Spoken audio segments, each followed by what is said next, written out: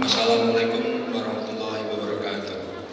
Jika seorang memahami maksud, hikmah dan manfaat dari apa yang dilakukan, maka tentulah ia akan menjalankan dengan ringan dan dengan senang hati. Begitu pula seseorang yang berpuasa, ketika ia benar-benar mampu menghayati hikmah puasa, maka ibadah yang terlihat berat ini akan dijalani dengan penuh kekhusyukan dan dengan hati yang ringan. Di antara hikmah puasa antara lain adalah menjadi madrasah ketakwaan dalam diri kita, sebagaimana isyarat Al-Quran ketika berbicara kewajiban berpuasa, yaitu la'allakum tattaqun, agar supaya engkau menjadi bertakwa. Hikmah puasa yang lain adalah menggugurkan dosa-dosa kita yang terdahulu, sebagaimana disebutkan dalam banyak riwayat seputar keutamaan ibadah puasa. Yang kedua adalah mengetahui fikih dan aturan-aturan ibadah berpuasa. Dari Ibnu Abbas, Rasulullah SAW bersabda, seorang fikih atau ahli ilmu ibadah lebih ditakuti setan daripada 1000 ahli ibadah tanpa ilmu. Hadis Rasulullah Ibnu Majah. Hadis di atas menegaskan kepada kita tentang urgensinya ibadah dengan ilmu. Bahkan salah satu syarat diterimanya ibadah adalah iktibat atau sesuai aturan dan sunnah Rasulullah SAW. Dalam kaitannya dengan puasa, sungguh ibadah ini mempunyai kekhusyukan dalam aturan fikihnya yang berbeda dengan lainnya. Para ulama pun menjadikan bab puasa sebagai pembahasan khusus dalam kitab fikihnya. Kita perlu mengkaji ulang, bertanya dan mempelajari apa-apa yang telah sebelumnya kita yakini atau kita ketahui, agar kita mampu menjalani ibadah ini dengan baik tanpa keraguan sedikit pun. Hal yang penting kita ketahui utamanya tentang apa-apa yang diperbolehkan, apa-apa yang membatalkan, siapa saja yang boleh berbuka dan apa konsekuensinya. Mari kita sempatkan dalam hari-hari ini untuk kembali mengkaji fikih seputar puasa. Tidak ada kata lambat untuk sebuah ilmu dalam ibadah yang mulia. Hadirin jamaah salat subuh yang dirahmati Allah, langkah yang ketiga yaitu menjaga puasa kita agar tetap utuh pahalanya. Yang dimaksud menjaga puasa kita adalah upaya untuk menjadikan pahala puasa kita utuh. Dua cara yang harus kita lakukan dalam kaitannya dengan hal ini, yaitu menjalani sunnah-sunnah puasa serta menjauhi hal-hal yang bisa mengurangi pahala dan hikmah berpuasa. Adapun sunnah-sunnah berpuasa antara lain adalah mengakhirkan sahur dan mensegerakan berbuka.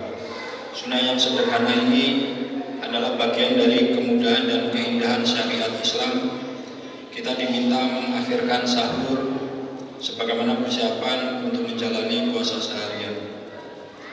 Keempat adalah menghias puasa kita dengan ragam amal yang disyariatkan dalam Ramadan.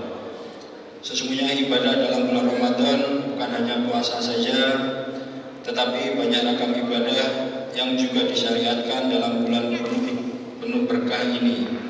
Mari kita menghias Ramadan dengan ibadah-ibadah mulia tersebut, agar Ramadan sebagai madrasah ketakwaan benar-benar hadir dalam hidup kita. Rasulullah SAW telah memberikan contoh kepada kita bagaimana beliau menghias hati-hati Ramadan dengan tadarus, tilawah, memperbanyak sedekah, salat tarawih, memberi hidangan berbuka, bahkan juga iktikaf di masjid pada 10 hari yang terakhir. Jika kita ingin merasakan Ramadan yang berbeda dan begitu bermakna, tentu menjadi penting bagi kita untuk menghias Ramadan kita dengan amal ibadah tersebut. Keberkahan Ramadan akan begitu terasa paripurna dalam hati kita. Amin. Allahumma amin.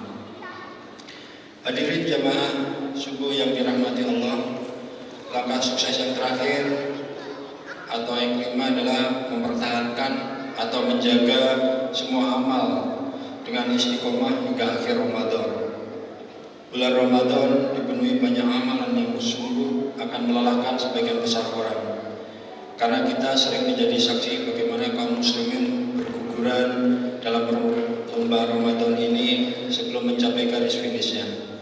Sholawat tarawih di masjid mulai menyusut sedikit demi sedikit seiring berlalunya hari awal Ramadan. Karena merupakan hal yang tidak bisa dibantah adalah jika kesuksesan Ramadan tergantung dari keistiqomahan kita menjalani semua kebaikan di dalam hingga akhir Ramadan tiba. Akhirnya marilah kita berusaha menjalankan beberapa kunci sukses Ramadan di atas agar usaha kita mendapatkan keberkahan dan kesuksesan Ramadan benar-benar terarah dengan baik dan optimal. Semoga Allah memudahkan dan memberikan kekuatan kepada kita.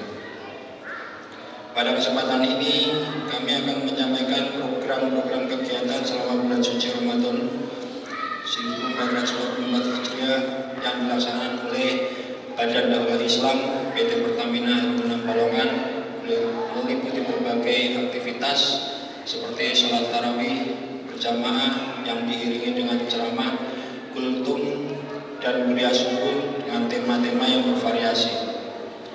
Begitu juga dengan ceramah ba'da zuhur di musola perkantoran, serta kegiatan-kegiatan lainnya yang sudah disampaikan oleh Bapak JM tadi malam selama bulan suci Ramadan 1444 Hijriah.